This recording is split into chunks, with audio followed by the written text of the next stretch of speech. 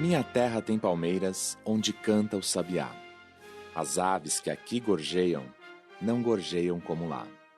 Nosso céu tem mais estrelas, nossas várzeas têm mais flores. Nossos bosques têm mais vida, nossa vida mais amores. Em cismar sozinho à noite, mais prazer encontro eu lá.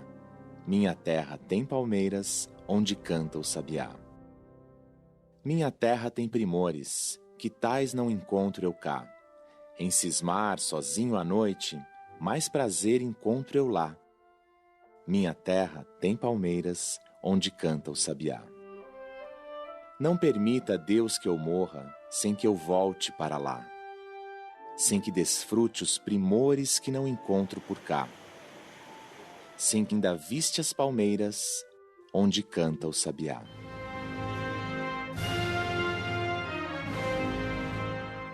O poema Canção do Exílio foi escrito por Gonçalves Dias em 1843, época em que o Brasil vivia uma forte onda de nacionalismo deflagrada pela proclamação da independência alguns anos antes, em 1822. Quando escreveu Canção do Exílio, Gonçalves Dias vivia fora do Brasil. Era estudante de Direito da Faculdade de Coimbra, em Portugal. Daí, o desejo manifesto no último verso. Não permita, Deus, que eu morra sem que eu volte para lá, sem que desfrute os primores que não encontro por cá, sem que ainda viste as palmeiras onde canta o sabiá. Bem, Gonçalves Dias voltou para o Brasil, avistou novamente as palmeiras, ouviu o canto do sabiá e viu seu poema ganhar prestígio. Mas ele provavelmente não imaginou que seus versos iriam aparecer em outras obras literárias das mais diferentes épocas.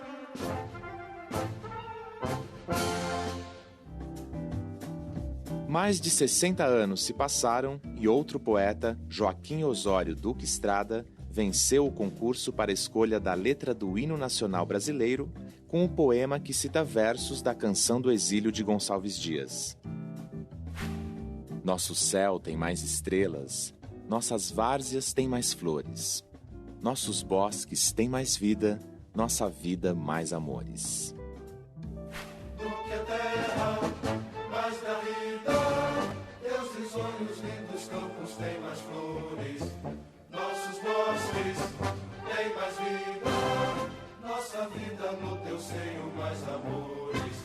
Essa inserção de um texto em outro tem nome. Se chama intertextualidade implícita. A intertextualidade implícita é quando partes de outros textos estão de alguma forma marcados no texto novo.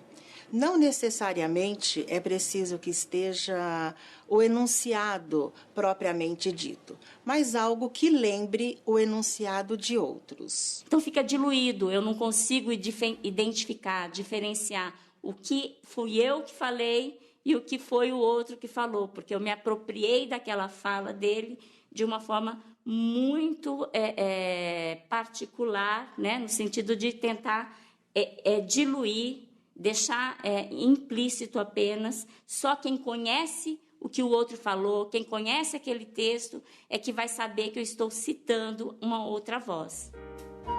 E se você pensa que a intertextualidade com a Canção do Exílio parou no hino nacional, se engana.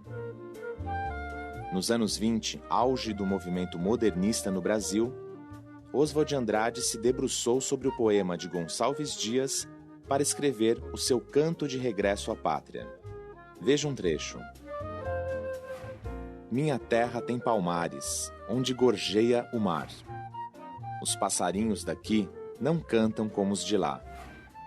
Minha terra tem mais rosas e quase que mais amores. Os 81 anos que separam os poemas de Gonçalves Dias e Oswald de Andrade mostram as diferenças na visão que cada um tinha de nacionalismo. Gonçalves Dias foi da primeira geração de escritores do romantismo, que se caracterizou pela exaltação de aspectos positivos de forma idealizada. Oswald de Andrade foi um dos precursores do movimento modernista e sua obra tem tom crítico. Enquanto que Gonçalves Dias diz: minha terra tem palmeiras onde canta o sabiá, o Oswald, numa atitude bastante crítica, diz: minha terra tem palmares onde gorjeia o mar. Ora, palmares é uma referência clássica aos quilombos, não é? E, portanto, há uma crítica aí à escravidão. E o mar gorjear também tem uma oposição com o canto do sabiá. E é importante perceber que o primeiro poema ele faz parte de uma geração romântica que tinha o amor como forma de expressão muito positiva. Já o poema de Oswald, ele diz: minha terra não tem amores, ele já está negando aquela vertente romântica própria do romantismo. Então, nós temos aí duas oposições, inclusive. A época do Oswald já não é mais uma época do mesmo ufanismo de criação do ideal nacionalista. Oswald, ele já está num outro momento também nacionalista, porém muito mais crítico. E um momento também em que os amores não estão tão presentes assim nas relações sociais. Intertextualidade explícita é aquela em que uma obra é citada literalmente dentro de outra. Nesse caso, é preciso usar aspas e dar crédito ao autor do texto citado.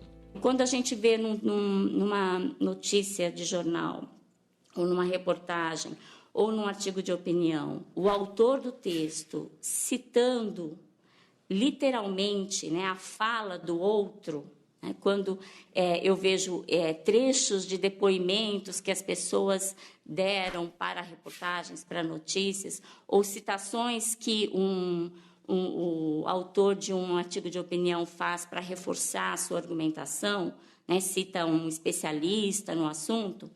Toda vez que eu tenho essa fala completamente explicitada no texto, né, a gente diz que é uma intertextualidade que marca muito bem a voz do outro, né, presente no texto. Então, eu consigo identificar quem é a pessoa que está falando, de quem é o autor daquela voz, né, que a gente trouxe para o texto. No discurso jornalístico, normalmente quando vai se dizer ou citar a fala de alguém que foi entrevistado ou resultado de alguma outra observação, se pode também usar a expressão segundo, e aí se enuncia o nome do autor daquela fala. No mundo acadêmico, é uma forma de respeito e de referenciação aos autores que são utilizados no universo científico. A intertextualidade estilística se dá quando não há trechos literais de outra obra. A intertextualidade estilística é a mais sutil, porque é preciso perceber e saber, naquele texto novo, o que é que está sendo trazido de outros textos. Por exemplo, um conto atual, ele pode retomar, de alguma forma, temas de que foram tratados em outros contos. No conto João e Maria, de Ricardo Ramos, vemos várias referências a um conto de fadas escrito pelos irmãos Grimm. O título é o mesmo e os personagens são crianças em situação de risco. No conto de fadas do século XIX, os dois irmãos conseguem se livrar da bruxa má e voltam juntos para casa. Mas vocês parecem tão famintos e como são magrinhos. Na história atual, Maria passa a enxergar através das córneas doadas pela mãe de João, que morreu muito jovem. Dessa forma, o autor dá a ideia de que as duas crianças saem da escuridão. João, eternizado pela doação, e Maria, agraciada por voltar a enxergar. Como ele está atualizado na nossa realidade, a intertextualidade se dá apenas pela retomada dos nomes dos personagens, João e Maria. E por uma questão que pode ser observada lá nos Irmãos Grimm, a parceria entre os dois irmãos para resolver a situação conflituosa em que eles se encontravam. Em Ricardo Ramos, nós temos uma parceria que se dá pela ação da mãe de um dos personagens. E a parceria se concretiza a partir do momento em que há a doação dos olhos para resolver um problema de espera muito longa da menina. Então, há uma vinculação temática, e daí podemos dizer que estilística. Ela está presa no forno, estamos salvos! Obrigada, irmãzinha, muito obrigado. Eu bati a porta do forno e tranquei a bruxa lá dentro. Essa é a melhor notícia que eu já ouvi na minha vida. Os autores que trabalham com intertextualidade costumam dizer que não há textos genuinamente novos. Todos os textos com os quais nós dizemos as nossas coisas hoje, eles estão marcados com textos que vêm sendo construídos ao longo da história.